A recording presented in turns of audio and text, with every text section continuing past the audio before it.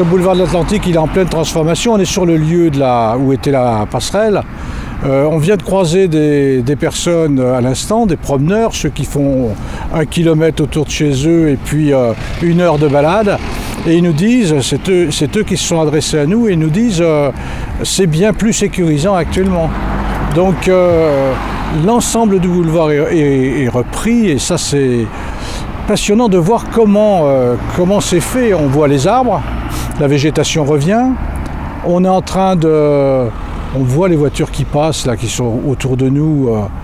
C'est une circulation apaisée, on est à 30, 40 à l'heure, 50 maximum à certains endroits, mais il y a une transformation totale. Et puis juste derrière, une station bus, donc il y a un arrêt hélice supplémentaire.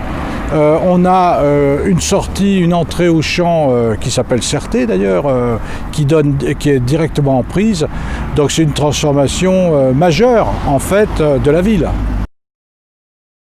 J'ai aucun regret. En plus, on explique que si elle n'avait pas été démolie, on sait par expérience sur d'autres villes qu'elle tombe en désuétude par la suite et que ça devient des nids à ordures ou des nids à problèmes, et qu'après elles sont détruites parce qu'elles ne résistent pas au temps et dans les usages.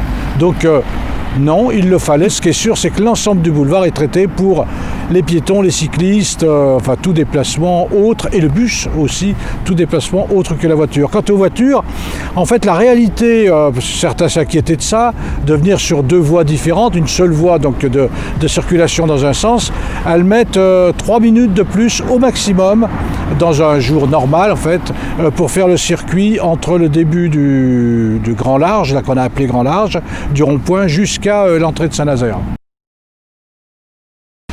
On le voit sur la première partie du boulevard, et ça préfigure ce qu'il y aura ici. On est avec un axe vert. C'est extraordinaire, boulevard autoroutier qui devient un axe vert, donc on remet de la nature en ville, ce qui jouera sur les questions de chaleur urbaine, puisqu'on a ce problème-là pendant l'été, et qui va jouer sur l'ambiance également. On aura plaisir à se promener au bord de ce boulevard avec des parties des nous, de l'eau qui est là, une petite passerelle plus loin qui ramène sur le quartier vers Grandchamp. Je le redis, c'est une transformation majeure.